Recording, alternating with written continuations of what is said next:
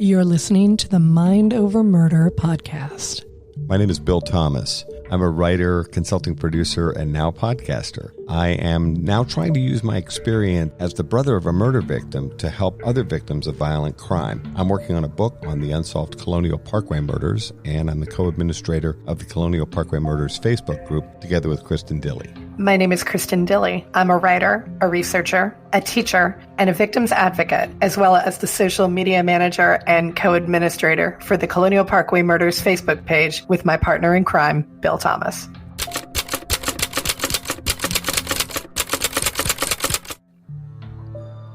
Welcome back to Mind Over Murder. I'm Bill Thomas. And I'm Kristin Dilley. I am so glad we have our roles sorted out that way. Aren't you? It's good to be clear on who we are and what our purpose is. And we've got that. We're good. As a former college radio DJ, I'm going to mention that the Great Replacement song, which goes, "You be me for a while and I'll be you," we could try that at some point. Something to think about. That would be quite interesting, I think. Okay. Well, on to more serious things. Welcome back to Mind Over Murder. And we just wanted to start off by saying thank you so much to all of you for your support of Mind Over Murder. Some of you may have noticed, if you go to the Anchor site, which will be linked from this episode, we've added a feature on our Anchor homepage, which allows you to make a financial contribution to Mind Over Murder. There are 3 levels, 99 cents per month, $4.99 per month. And for those of you that are just rolling in dough, $9.99 a month. We didn't set the prices. They just came with the system. So if you want to support Mind Over Murder, equipment, subscriptions, in other words, we have to figure out all the mysterious people we look into, verifying they are who they say they are, that sort of thing. Your support is very much appreciated to help offset those expenses, and they help bring you the program, which we hope you are enjoying. And we also hope that you are willing to take a couple of minutes and leave us a 5-star review on your preferred podcast platform. Ratings and reviews help us grow our audience. They help us grow our pod, and they make us feel really good about the job that we are doing. So if you can see through to helping us feel good about the job that we're doing, well, we'd certainly appreciate that. We do want your help and support in helping other people find Mind Over Murder. Well, thank you. It's very nice when people say nice things about your work. We are open to constructive criticism. And, of course, you have our social media pages. If you want to send us a note or otherwise tell us what you think. And let's face it, people generally are not shy about saying what they think these days. That is very true. So we do have our social pages on Facebook. We also have the Colonial Parkway Murders Facebook page. And Bill has his very own Twitter account. I do not, but Bill does. So you can go bug him over there too. Sure. My Twitter handle is BillThomas56 at Twitter. And we're at Colonial Parkway Murders on Facebook. And, of course, Mind Over Murder on Facebook. We'll keep adding more stuff if we think of it. Colonial Parkway Murders on Instagram as well. We've got a ton of social. Wow. I know. It keeps you busy, that's for sure. We try to let people know what's going on here at Mind Over Murder. This week on Mind Over Murder, we're back for a part 2 conversation with Colleen Fitzpatrick, rocket scientist, yes, for real, and forensic genealogist. Colleen Fitzpatrick joins us as she continues to explain how forensic genealogy works, how familial DNA works, and how they are cracking cases all over the world. It really is a fascinating conversation, and Colleen has been kind enough to join us a couple of times here on Mind Over Murder. Really great to, as you're following along and what's going on here on the pod and television shows, there's so much coverage of the exciting new world of forensics and all of the new opportunities to solve cases. It's really helpful to have an understanding of how it all works and where the opportunities may lie. And if you do have questions about any of the content here on our episodes, please feel free to drop us a note or a comment on our social pages. We are more than happy to engage with you in that way if you're interested. We do answer our mail, yes, indeed. Thank you so much for listening to Mind Over Murder. We'll see you next time.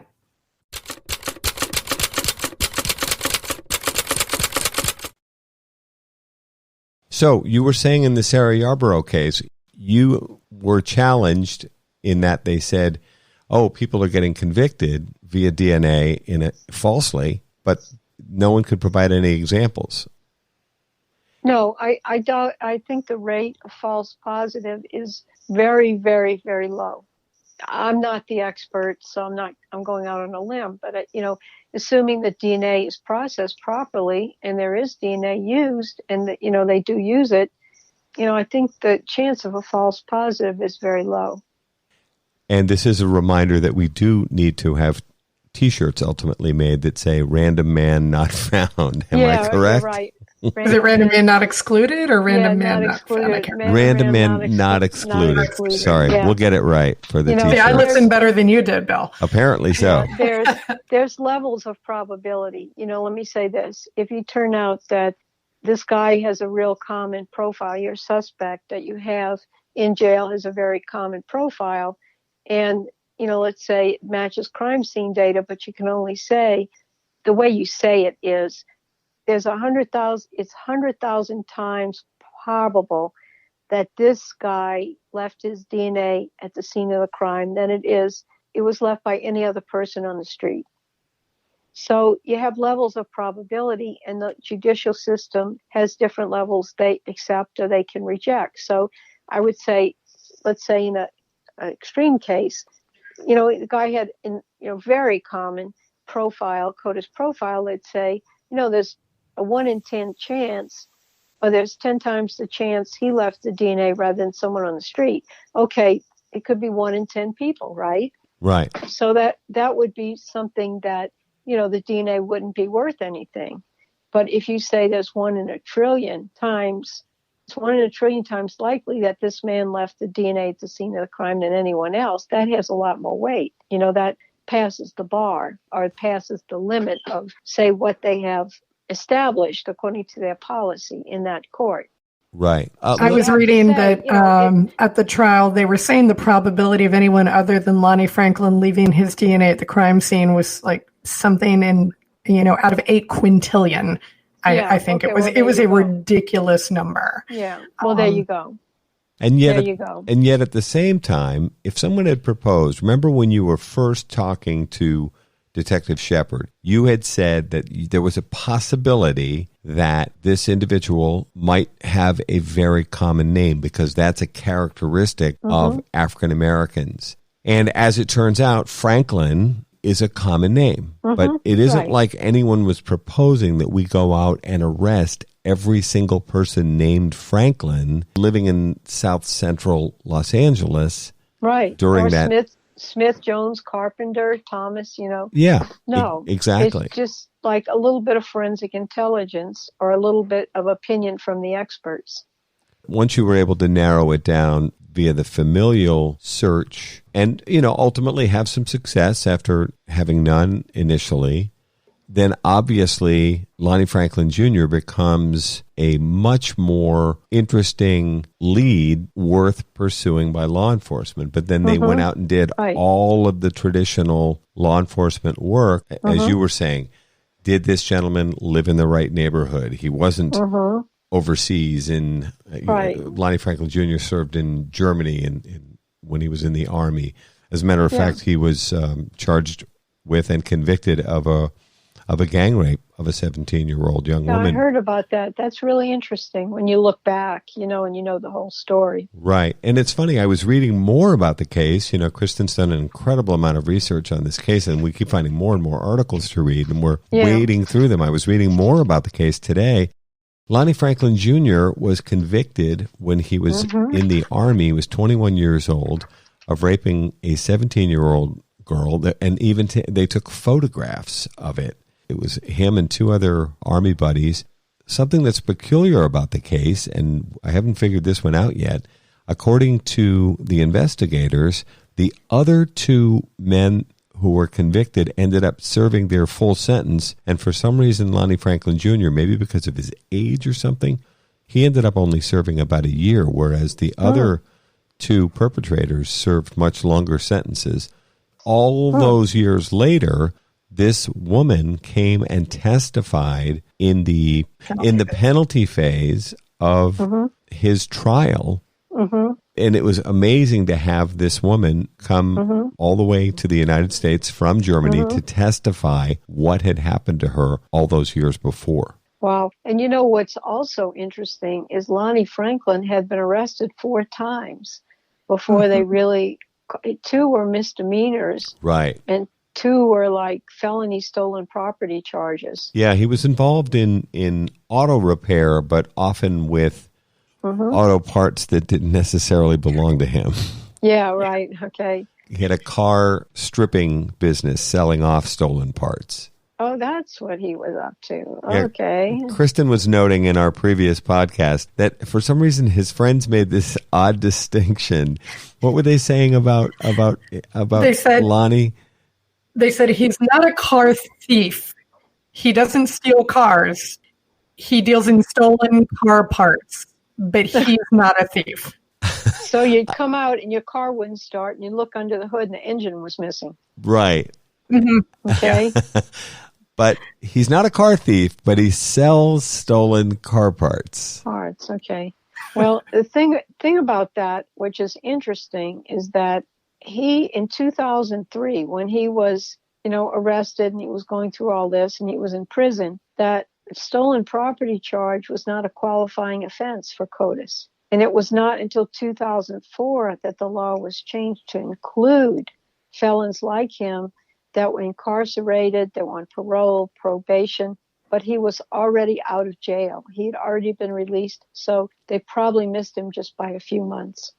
Can you tell us what the qualifying offenses are for putting your profile in CODIS? I don't know now, but back then, stolen property was not one of them until 2004. I think we'd have to do some more research on that because I believe that's a little tricky question. They have been expanded. There was something you and I were touching upon earlier off air, Colleen, which is the shortcomings in the CODIS system, particularly at the state level, may include the fact that there are convicted offenders, including murderers and rapists, whose DNA is not in the CODIS system. Can you explain a little bit about how that may have happened? Okay, my understanding is this, that when CODIS was put into effect in the 90s, there wasn't really the capacity, either funding or lab capacity, to test all the individuals who should be tested, in the whole country. There was a decision made, of course, those involved, people who would be arrested or who were being arrested going into prison, and people already in prison. The decision was made to test people as they went into prison as a way of addressing some of the problem, in a way. What happened, a lot of those old timers have been in prison since CODIS or at that time and were not tested. Now, sometimes are turning up as CODIS hits in hindsight.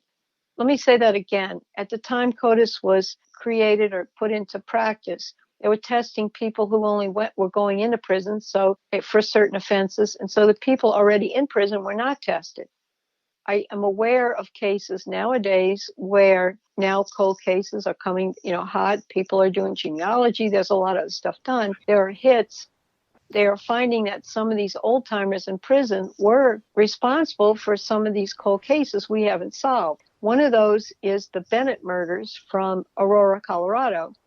Now, I worked on that case, and I came up with the name Ewing, and you couldn't miss it. I think it was the only match, really. It's 75 Ewings, exact matches, 1 step off, 2 steps off. It was a huge family of Ewings I had found that this man belonged to. We researched Colorado, Aurora, all the Ewings in the area, didn't come up with anything.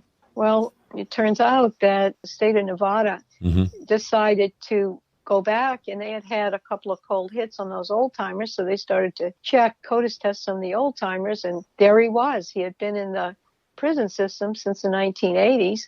Alexander Christopher Ewing was incarcerated since maybe 84, 85, and he had never been CODIS tested, and here he was. He was responsible for 4 violent crimes within a series of 2 weeks in Aurora. And then when he left the area right after that, he went to Phoenix. He did the same thing. He was caught and he was put in jail at that time, and they were transporting him to a more secure facility, and he jumped out the van. He escaped. He went to Henderson, Nevada, and he did the same thing again. He bludgeoned a couple, right, an older couple. And then at that point, he went into the prison system in Nevada, where he's been since the 1980s. He was never CODIS tested. And this guy was a multiple offender involved in very serious crimes in several different Western states, and yet was never in the CODIS system. I remember reading about this. Before CODIS was, and they, the funding was not there, the capacity was not there to go back and test everybody in the prison system at that time. Only the people coming into the system were tested. I'm going to climb up on my soapbox here for a second. I promise not to stay there for too long. Kristin's laughing at me. But I will be serious for a second. As the brother of a murder victim, I will say flat out, and as a citizen, this is unacceptable. I believe, and I actually think that Kristin and I should begin to explore this in some future episodes of Mind Over Murder. I believe that every serious offender, and I think that, law enforcement could set up appropriate criteria, but every serious offender, violent offender, who's currently incarcerated across the United States, their DNA needs to be put into the CODIS system now. The fact that this man, Ewing, was not in the CODIS system and had offended in multiple states, this guy should have been found years ago. I think I'm going to address our friends in law enforcement and prosecutors across the country. Folks, it's not just about putting offenders away. It's about providing some small degree of comfort. Notice I didn't say closure, but comfort to family members to know what happened to their loved ones, whether they were raped, whether they were murdered, whatever horrible act befell them. Listen to the thunder in the background at Kristin's house. Did it pick up on that? Yeah, it did. Okay.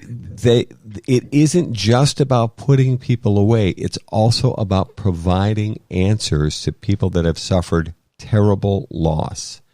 So even if Mr. Ewing is currently incarcerated, it is a significant benefit to family members who have lost loved ones and who are still damaged by these crimes to have some degree of answers and some small comfort knowing what happened to their sister who was raped or their brother who was murdered or their parents who were bludgeoned to death. I remember reading about this horrible guy, Ewing, and the things that he did to these people. People deserve answers. And I think in the richest country in the world, we can afford to do a DNA test on every violent offender in every prison across the country, full stop. I now yield the soapbox. Well, I want to say the state of Washington is really trying to make efforts. They have a grant to go and collect OWED DNA, OWED DNA.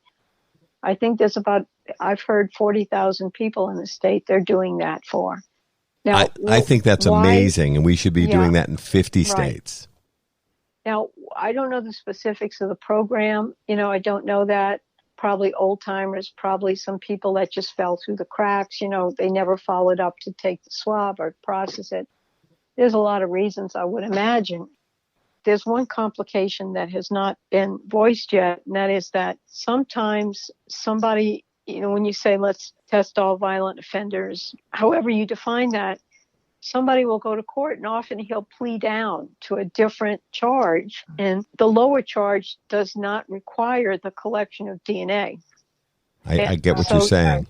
Yeah, so you have to, when you define violent charge or convicted offender, you have to discuss what do you include in that definition and what don't you include? When somebody pleads down, do they still give their DNA even though the initial charge met the criteria? There's more discussion that has to be had on, the boundaries, what we can and cannot collect, what we do want to collect, what we don't want to. Again, it's personal privacy against public safety. Well, it's funny. You raised some really interesting issues, and none of the three of us, Colleen, Kristin, Bill, none of us are attorneys. I think this is a really interesting discussion that prosecutors may want to consider, which is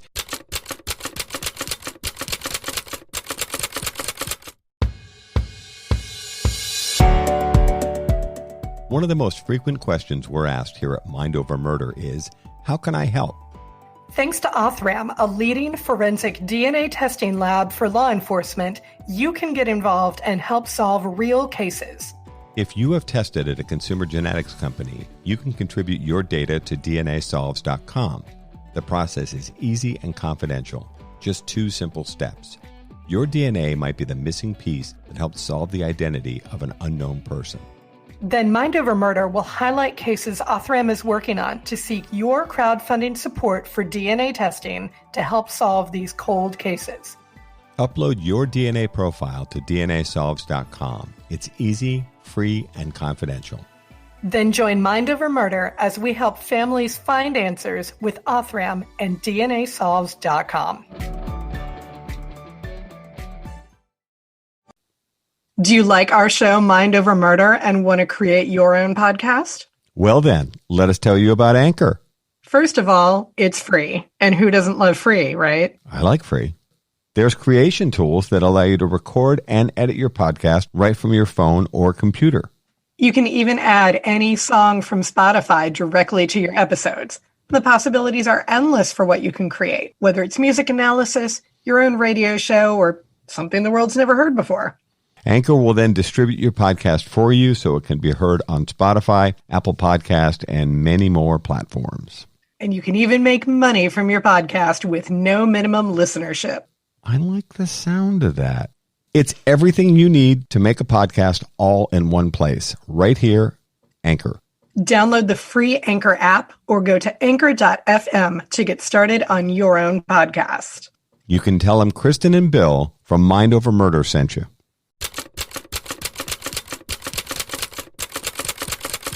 While they're working out plea deals, and I understand these things happen. I mean, it appears there may be a plea deal happening as we speak in the Golden State Killer case, which is an interesting discussion in and of itself.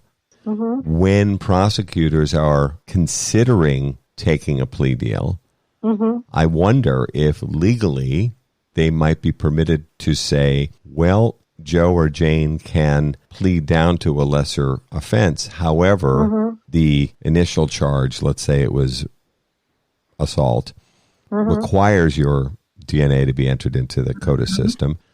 Yes, you can plead down to a lower offense, but you still have to give your DNA as if you were pleading to the more serious charge. I don't know whether that's legal or not, but I think it's certainly something that I'm not trying to create things that are extra legal or would damage an individual's rights to deal with the legal system in a way that is fair to them. But it's just something I think it's probably worth talking about. Would that ever be a possibility?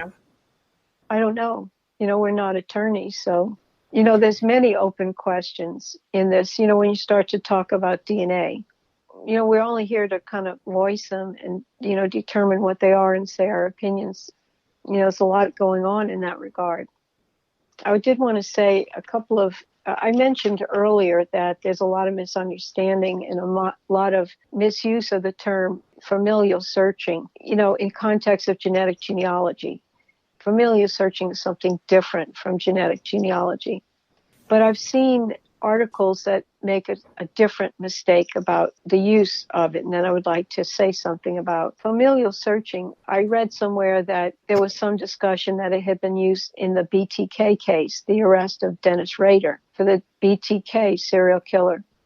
Turned out that that's also misinformation because in that case, they had already identified him through electronic transmissions. He had sent a floppy disk with a letter instead of typing out the letter and sending it into the police or to the media. I remember this, yeah. It was a floppy disk, and it turned out it had some kind of electronic mark associated with the church he attended and worked at. Right. So at that point, instead of collecting his DNA, they got DNA from a tissue sample, a pap smear or a biopsy sample it was a pap smear sample that his daughter had taken. They subpoenaed that tissue sample, and they were able to do a familial match, so to speak, because it was his daughter. Right. But that was not a familiar search because they weren't searching the CODIS database for somebody who shared that DNA with the killer. It was essentially a one-to-one match, or a one to, what did you say, right. A one to a small number?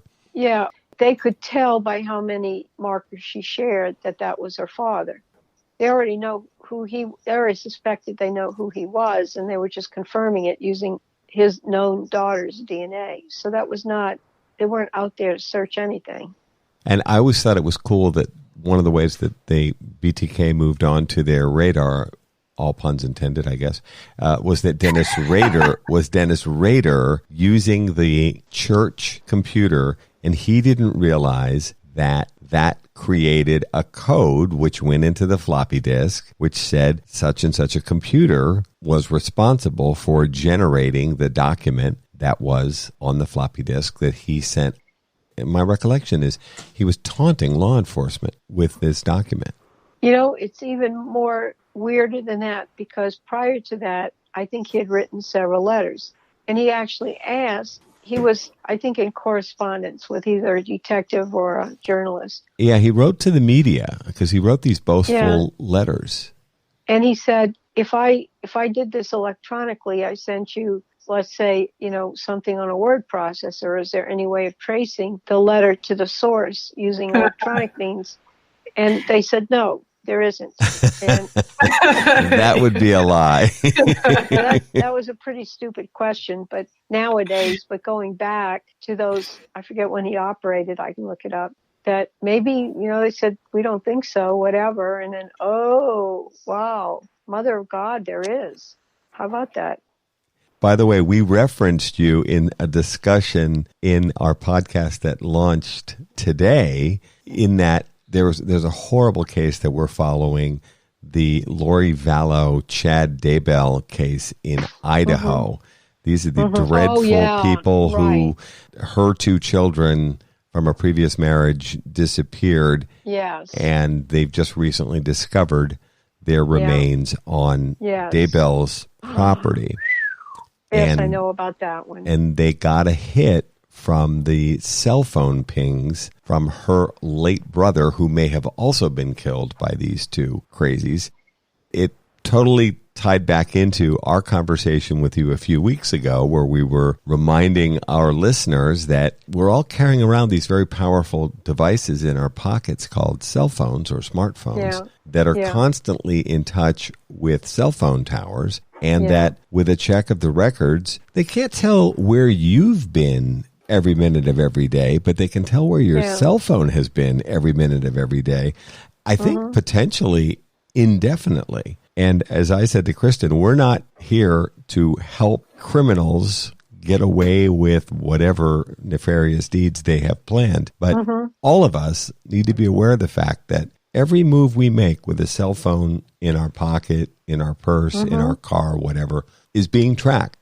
No one cares most of the time, but if they are looking at Kristin Dilley for murder, there she is driving all over the place. And there she is, sitting outside her boyfriend's house on the night he disappeared.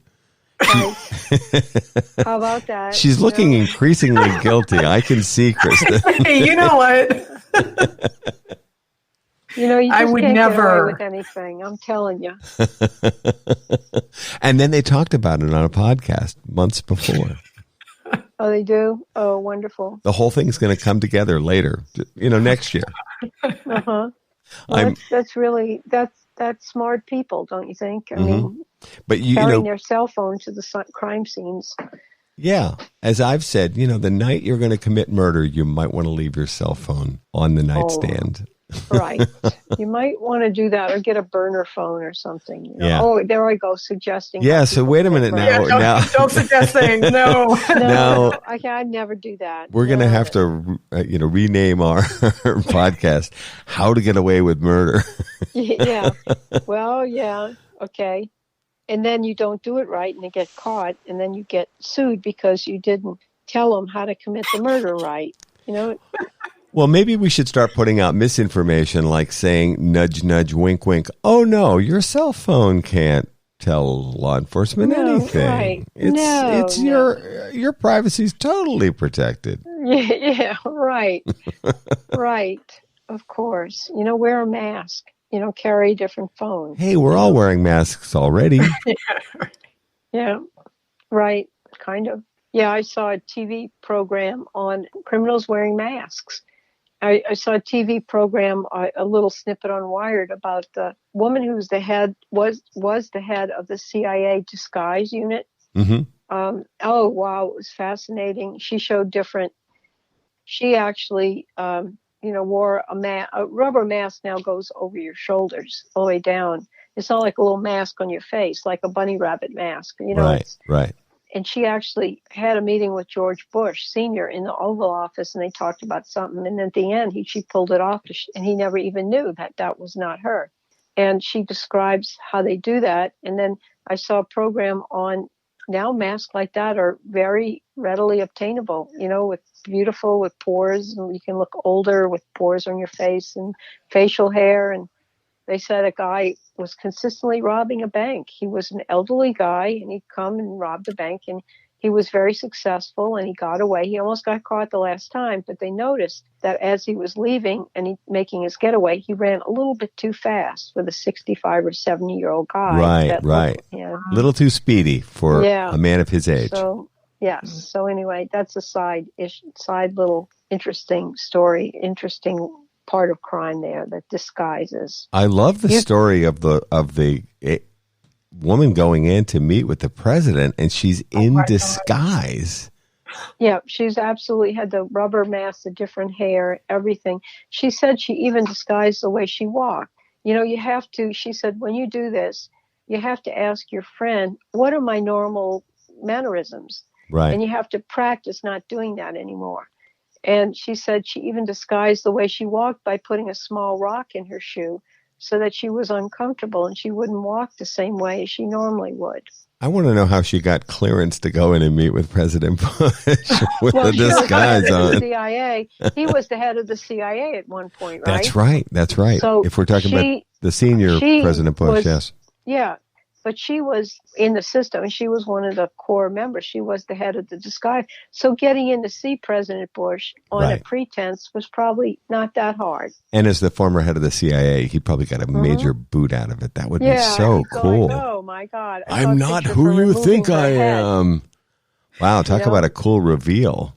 Yeah, I mean, I saw the picture when she pulled the mask off. The whole head came off, the whole wrapper. It was really interesting. It's somewhere on Wired.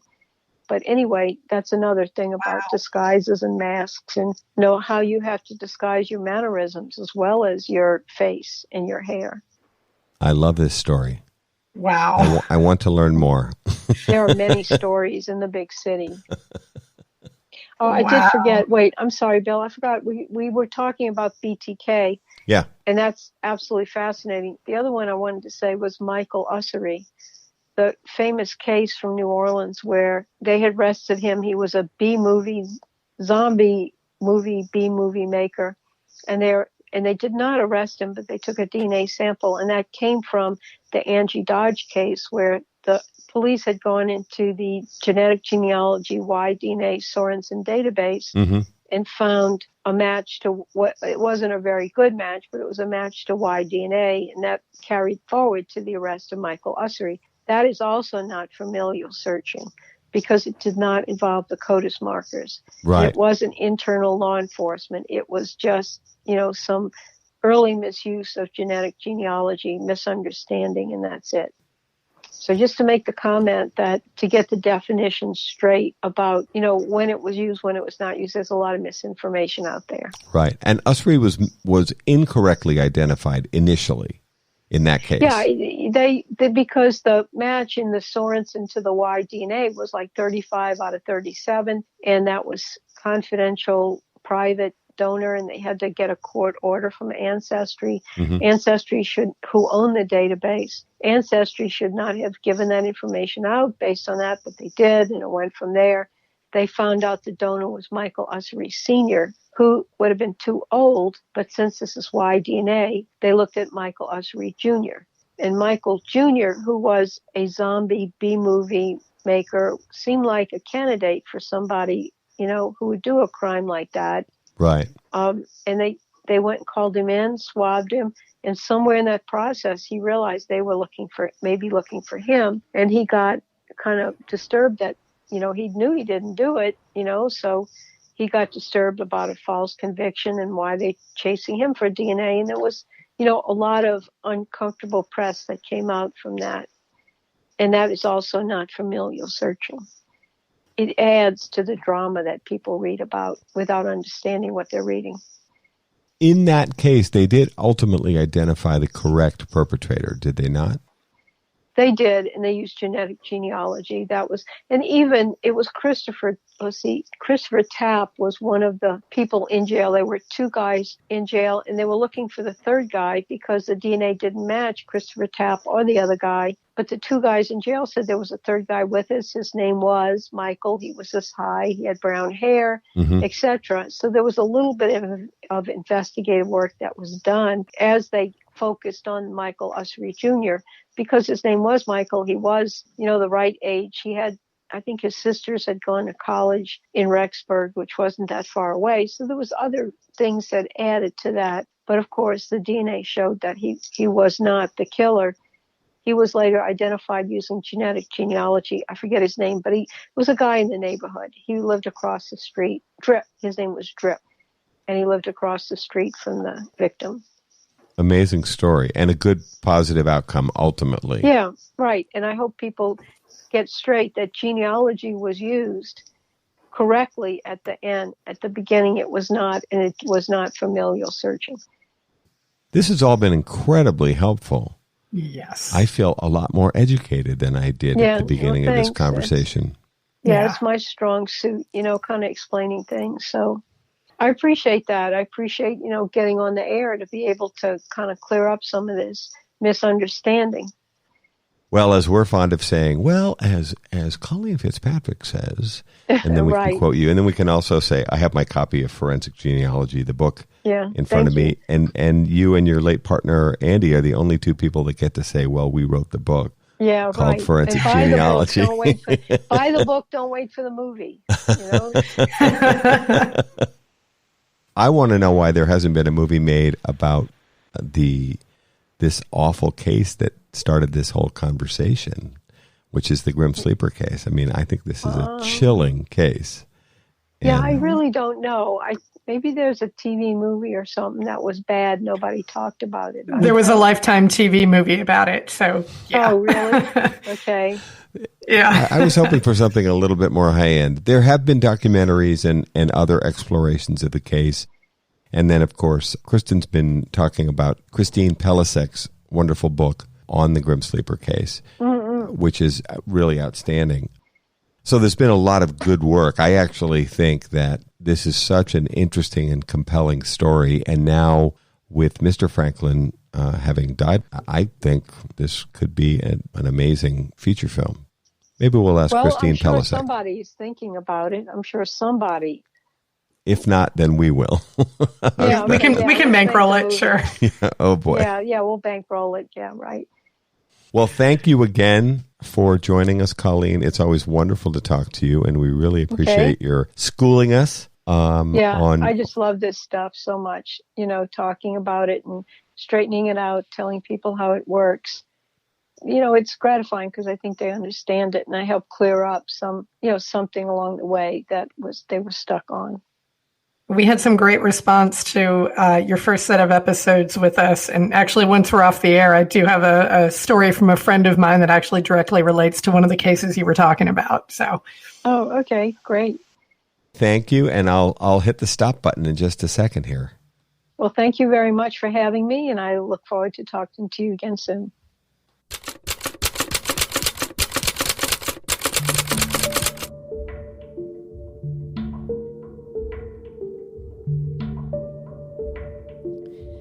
Mind Over Murder is a production of Absolute Zero and Another Dog Productions. Our executive producers are Bill Thomas and Kristin Dilley. Our logo art is by Pamela Arnois.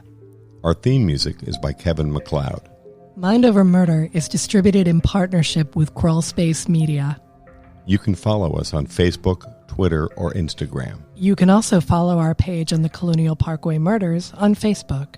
And finally, you can follow Bill Thomas on Twitter at BillThomas56. Thank you for listening to Mind Over Murder.